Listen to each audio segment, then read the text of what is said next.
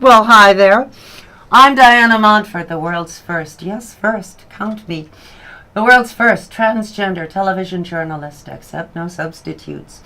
My guest is past-life regressionist, Ms. Sylvia Chappell. She is great, she is a genius, she is truly an amazing person, as you'll see. And have you ever wondered, have you ever lived before, or do you get glimmerings of previous lives and a certain sense of déjà vu when you walk through a museum? Well, let's find out why that might be. To know about your past lives is to know about yourself. And as Socrates said, know thyself. And not only are we going to know ourselves, we're going to know Sylvia Chappell. Here she is, Ms. Sylvia Chappell. Hello. Hello. What exactly is... All right, now, do we all have past lives in your belief system? Yes, we all have many past lives. On this planet, some of us have past lives on other planets. And it is possible to have Earth lives and then go to another planet and then come back to Earth. In other words, haven't you had lives on other planets? Yes, I have. One as a sort of dolphin or whale type being, and that was I think, in the Syrian system, and many lifetimes. As in S-I-R-I-A-N, S-I-R-I-U-S. yes, Sirius, yes. But most of my clients, most people who come to me are coming to me because of incarnations on Earth. Yes. And have many of them, and they come to me because there's something there has an issue in this life, mm-hmm. or something that's troubling them, a blockage of some sort of fear, and they come to me because they believe, or they've been told, mm-hmm. or they're just sufficiently have done their inner work where they know that there's something going on from the past that they've carried forward. And they come to me to get some insights, and with the past life regression techniques that I have, to clear it, heal it. No, I never endorse anyone. I don't endorse services. I don't endorse products. I can, however, say that I have had an Akashic reading. You'll find out about that later. It's sort of like a past life. It involves, yes, it involves information. With Sylvia, and it changed my life for the better. And I called two people who had been mentioned in that Akashic reading, whom I had known lifetime after lifetime. And although both purport to not believe in reincarnation because it concerned their past lives, their own, vis-a-vis my past lives, they listened avidly. So we all sort of sense that we've been here before. And Sylvia took me back to when I actually was here before. And you find out about the lives most relevant to the life you're living now. You know, if you had a life as, say, I don't know, an Arabian goat herd, and it has nothing to do with the life you're living now, there's no real reason to investigate that. If, on the other hand, you have a life as, I don't know, Marie Antoinette, and it has a bearing on today's life, then you'll find out about that one. Exactly. Exactly. And do you think it would be helpful to clarify the difference between a past life regression and the Akashic Records readings? Yes. Okay. The past life regression is the technique that I use is through hypnosis and relaxation, mm-hmm. to get my client's conscious mind, you know, the one that runs things on the daily basis. The superego, that kind of thing? The ego, or the logical, rational mind, the one that's so good at dealing with 3D and the limitations in 3D, and is very linear, is to use techniques to relax someone, or to use hypnosis, and to get that conscious, controlling mind to step mm-hmm. aside, so that the subconscious mind, where all your memories are, your mm-hmm. creativity, your past lives, your insights, the wisdom of your soul, where all of that is, to get that to actually lead the session. It's mm-hmm. really, it would really be my client's subconscious mind and my client's higher self or spirit guides leading the session. Now, there's nothing to be afraid of when it comes to hypnosis. True. People might think, oh, what if she makes me rob a bank? You know, they've seen all these silly TV shows about that. Hypnosis is simply a state of what? Well, it's a very natural state. It's where you're, where that logical, rational mind has stepped aside. Mm-hmm. And you actually become hypnotized. For example, sometimes if you're watching TV or you're absorbed in a book or something like that. Right now I'm looking at the monitor as you're speaking, and I'm in a vague trance because I'm staring at the monitor. Okay. Yes. And then through meditation, people who meditate are used to moving into deeper portions of their mind. And those deeper portions of the mind are where past life memories are stored. So yes, it's very natural. And as I tell people, it's like, I'm not going to be hypnotizing you. You're going to be hypnotizing yourself. Mm-hmm. You can give the subconscious mind suggestions, and the subconscious mind will say, relax. Okay, that sounds good. And your subconscious mind is not so limited as your day-to-day waking consciousness is. So your subconscious mind is not limited by time or space. Mm-hmm. It can go anywhere to any lifetime. And my experience is that it's your subconscious mind or your higher self or your spirit guides, whatever makes sense to you, that is actually making sure that you will be directed to the lifetime that's most relevant. Mm-hmm. And this is true in past life regression, and it's true in the Akashic Records readings. Mm-hmm. So let me just back up a little bit and explain. Akashic Records, A-K-A-S-H-I-C records. And that's a term from, I think, must be from India or the Carl East. Jung called it the collective unconscious, okay. So, which is the same thing. It is simply, well, what is it? Well, it's if you pictured it as a large library, mm-hmm. and that's above 3D where we are now. The three-dimensional world, right, in which we live. Three-dimensional world. In fact, it's quite a few dimensions above the 11th dimension. The 11th dimension, yes.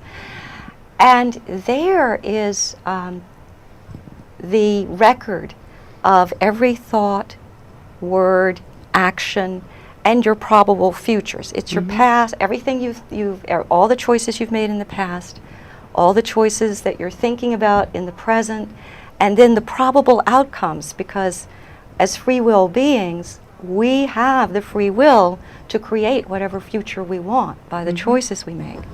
And that type of reading is, my client is pretty much in listening mode or questioning mode.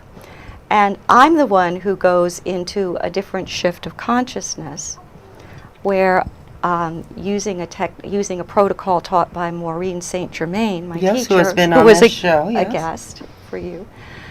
And what we do is we connect with the record keepers, those beings who hold the records, and they work with us. Yes. They give us the information sought. We ask the permission.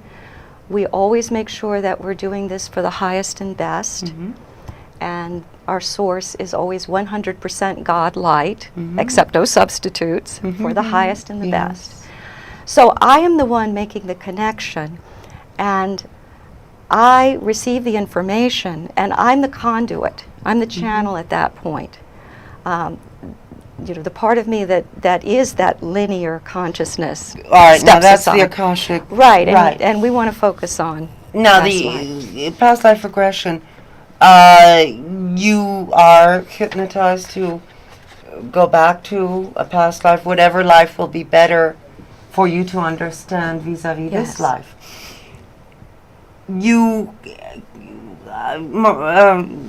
Sylvia told me something the other day that boggled my mind. You said that it's possible to change history by going back in time and changing your relationships with people of another time. Tell us what you mean. Why not tell the Kev O'Kane story? Okay. Well, let me just, as an introduction, say that Kev O'Kane is my teacher for past life regression. And he is a highly trained hypnotist and past life regressionist with many years of experience. Along the way, he's developed some very innovative techniques, and one of them is that you can change past lives. Now, I would say, as far as changing history, you could certainly change your history by the choices that you make. If you made different choices in a lifetime. So, to tell you the story, this is this came out when I was doing a regression for my teacher, Kev O'Kane. And his issue that he asked me to explore had something to do with career. I don't remember exactly what. He went to a lifetime where he was a young man in the American West, the Wild, Wild West, in the late 1800s. And I asked him, you know, who are you? What are you doing? He said, I'm a gunslinger, as in a gunfighter. If you picture, you know, the movies, the movie version of a gunfighter. So naturally I asked, well, why did you want to become a gunslinger? So he said that at the age of 11, he had gone into the saloon in town to get his father. His father was the town drunk, so that's where he would find his father. So he went in there. His father started beating him because his father beat him a lot in that lifetime. And no one could get him to stop. No one could get his father to stop beating him until a gunslinger came into the saloon, saw his father bullying him, and shot him dead. So what Kev, as this young man, took from that is, I want to be a gunslinger because that way everyone will be afraid of me and no one will pick on me. No one will beat me up again. Not unusual mindset for young men of any time. Yes, exactly. So once he made, so we moved him ahead in that lifetime to see what he did, the choices he made. He stole some money, bought a gun, went out of town, out into the wilds, and did some practicing until he felt like he was pretty good with the gun. Then he went to another town and he picked a fight with someone that he knew he could beat, and he shot that person dead. So now that his reputation was established, he drifted around, he got work with cattle drives, things like that. He did get involved in the cattle barons at the time who wanted to run some of the smaller farmers off of their lands, and he was the one who was intimidating them and helping to run them away. So that's the way his life went. He was mostly off to himself because he didn't really want to interact with anybody. Until at the age 16, he met a real gunslinger, and that gunslinger shot him in the street, and he died. And now what happened to change that? Okay. Well, what I did in the regression was have him pass into spirit, and then with the help of spirit guides, decide that he wished that he had made better choices. So with that suggestion, the suggestion I gave was to go back to the most important point in that lifetime that caused him to want to be a gunslinger. So he went back to a time when he's 4 years old. His mother has just died, I think from a fever, and his father is sitting at the table with a bottle of alcohol, getting ready to drown his sorrows that his wife just died, and his guilt that he was the one who took her from this nice life in the Midwest back east and exposed her to all the harsh realities of this Wild West life. So at that point we stopped the scene. So I had Kev, as this young boy of 4, connect with the spirit of his mother who had just passed away. And the subconscious mind can do this. So he connected with the spirit of his mother and only felt love. She only had love for him. She did not have anything but, she didn't have any remorse about the life that she had chosen. So then we realized we also needed to do some healing for the father. The father had blamed his son for causing his wife's death. Why?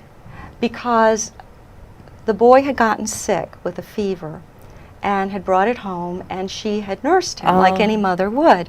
And then she caught it, and she was about to give birth, so she died.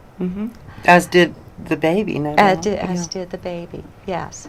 So we were able to do some healing and correct that, because the reason that Kev had chosen this lifetime where his father was going to abuse him was that he believed that he had caused his mother's death. And he felt that he needed to be punished. Mm-hmm. So, okay, we go back to the scene. So changing that lifetime, or changing that, how he felt about the lifetime. So I asked him to say, well, what's happening, to see what's happening now. Well, his father is getting up from the table. He's putting the liquor away in the cabinet. And he's decided that he's going to move back to St. Louis, Mm-hmm. but that's the way he said it. He said Yeah. St. Louis. Move back to St. Louis because his mother had a sister there who was very well off and would be able to raise his son. In other words, he went home to his aunt in St. Louis or St. Louis. Yes. So that the aunt would rear his Would son. raise it. Yes. So what he was doing was, without his father, without the guilt, without the blame, he was able to make a choice from the point of view of what is best for my son, what is best for me. He was able to make a loving choice. The father who yes. Previously had been and ready so to drown his sorrows. What happened? So we go forward to the next important event, and he's now in St. Louis, living with the aunt. Yes. His father starts a shoe factory or shoe manufacturing, and has done very well for himself.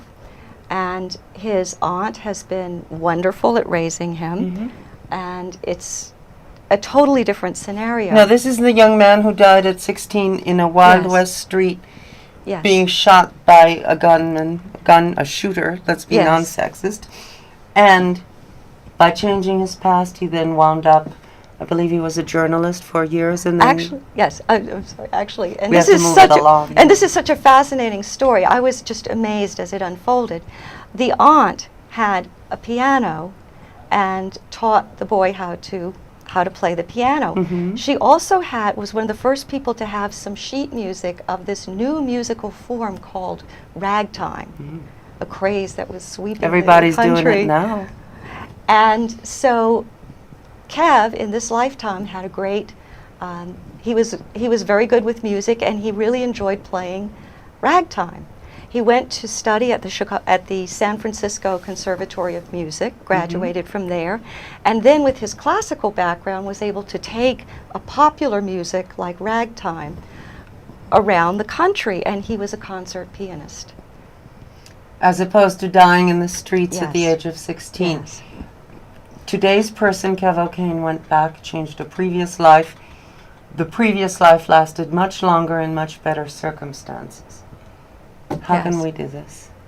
I said, can we not prevent the Holocaust? You said, Interesting. I would say that I have not regressed anyone or done Akashic Records readings for anyone who went back to that specific, where that was the main issue. yes.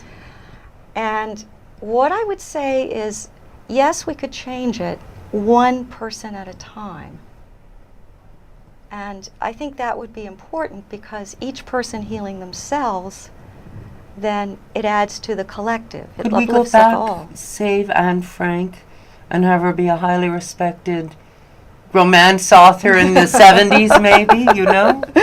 It's intriguing. It's a very intriguing possibility. But I believe that I would need to have her in front of me as a client. So once she's dead, she's willing dead. to. Well, she may be reincarnated, so. Oh. But it Well, had. why do people incarnate so much? In other words, I had a life in zip, zip, zip, zip. I've been busy the last Yeah. 100 and something years. Yeah, or 1,000 and something years. Yes. Well, yes. 2,000 years in your case. Yes. I I was once Hadrian's favorite. Mhm. Yes. Yes. I think it's just because it takes us so long to. The way I best understand it is that at the soul level we're perfect Why do we come here and And- become imperfect? and become imperfect. Why? Well, there are a lot of different schools of thought about why humans started incarnating in the earth. The quickest one, since we only have 8 minutes left. Okay. The quickest one is that we were attracted here, and we really weren't supposed to be here. And we just found it so attractive, and we came down here and got caught up in third dimensional life. and all of the temptations and the pleasures that it offered. And we started making bad choices, or not bad, but just choices that were selfish. That have bogged us down in flesh. Yes. Now, this is very important. Suicide is not an option. Don't even think of that. Because if you kill yourself, you don't have to come back, but in perhaps less fortunate circumstances. No matter how unfortunate you are now, if you kill yourself and come back, you'll be still more unfortunate than you are now. Well, would still have the same issue. And one of the things that I'm finding that I think is very important for everyone to understand is that there's a misunderstanding of what karma is all about. Tell us what karma is. Okay. The popular understanding is that you did something bad in a past lifetime, so you need to make up for it in this lifetime. You need to God'll atone get for you it. for that kind of thing. Exactly. Exactly. That someone else is going to judge you. But What I find is that now that it's ourselves. We're the ones who are judging ourselves. We're the ones who are saying, I screwed up really badly in that lifetime. I deserve to be punished, just like Kev, as a little boy, Yes. thought that he had been responsible for killing his mother. by going back in time, he saved himself and his father, Yes. and clearly it was the mother's karma to leave when she did. There is a Definitely, certain yes. lifespan that each person chooses, I think, before Yes. she or he comes here, and that's it. Yes. And it wasn't my job to change that, to change her karma. It was my job to help my You client. told me that someone can choose to be as old as she or he wishes. Is that the case? I think we have a lot more influence in that, because if you think about it, well, as Edgar Cayce says, spirit is the life, mind is the builder, Mhm. the physical is the result. So we're spirits, spiritual beings in this physical vehicle. Yes. So if we have thought patterns where we believe that we deserve to be punished, or we believe that we've done wrong, or And we're Western fearful, religion does inculcate those feelings of inferiority, and original sin is the ultimate, you need to be punished. Yes, exactly. So we take on all of those belief systems, and that's the mental part of it. So it's taking the pure spiritual energy, and through belief systems that we're sinful and wicked and we deserve to be punished and sent to hell and all of that stuff, then we manifest things in our physical bodies that are very detrimental to continued life. Such know? as Such as, smoking cigarettes. well, probably actually something, if you decided that you wanted to develop, I know this sounds a little strange, but before the show, you had shared with me that someone in your family chose death by cancer. Yes, in a sense, yes. In a sense. So there are a lot of ways to commit suicide. Yes. So, we can think of But since many that different person ways. is dead, we can't go back and say, don't do this. Yes. Though we're all connected. A close at relative level. of mine had cancer, uterine cancer, and she chose to leave a bit of vagina for her husband to play with. And she should have had it cut out and saved herself, but she did not. And so she died. Okay. But anyway, well, how can people get in touch with you? Well, there's my website, sylviachappell.net, SylviaChappell.net, info at, and my phone number is 347-564-5600. Mm-hmm. Now, don't forget, this is under your control. I mean, your soul is... Sylvia cannot make you do, or no past life regressionist can make you do anything you don't want to do, can make you see anything you don't want to see.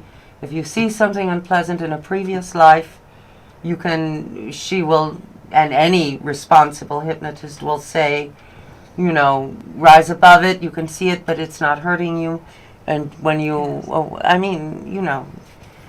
Sylvia's a professional, and so are many excellent past life regressionists, like Kev O'Kane, like any number of people. So, but anyway, want to give your website and your phone number one more time? Okay. Website is sylviachappell.net, SylviaChappell.net, and phone number 347-564-5600. Okay. And Sylvia Chappell is a really cool person. I've had an Akashic record reading with her. I loved it. It changed my life for the better. It changed others' lives for the better because we came to a new understanding of our relationships, both in this life and in previous lives. I know if you don't believe in what we're talking about, we sound psychotic. I know this. Well, tough titty for you folks, because it works for us.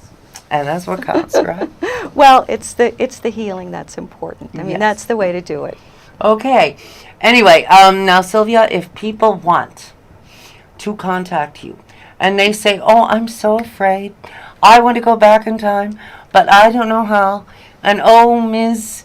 Sylvia, please tell me what to do. Do you tell them, it goes like this? I do. I tell them that, as you had mentioned, that there are techniques that I use and that my teacher uses where if you encounter something that is really disturbing or traumatic, then you have a way to rise above that, Yes. or we will call in a spirit guide or work with a safe place. Also, what I find is that a lot of times I'll recommend an Akashic Records reading first, so that I'm getting the information, and we can also ask if that would be beneficial. And also, it's much more interesting because you are not interesting in the sense of being the beginning, because you're not living the previous lives as they're happening. Yes. You are being told about them by, I know how crazy this sounds, people on the 11th dimension. Hey, before telephones sounded crazy. Anyway, my guest is Miss Sylvia Chappell, Past-Life Regressionist. You know her information. She just told it to you. Look her up. I'm Diana Montford. This has been the Diana Montford Show. You know how much I love you, even if no one else loves you. I love you. You matter to me. And Sylvia and a lot of other interesting people. But I love you a lot. You matter to me, even if nobody else loves you. I love you. And I'll see you next time. And you take real good care of yourself. Love you a lot. Bye.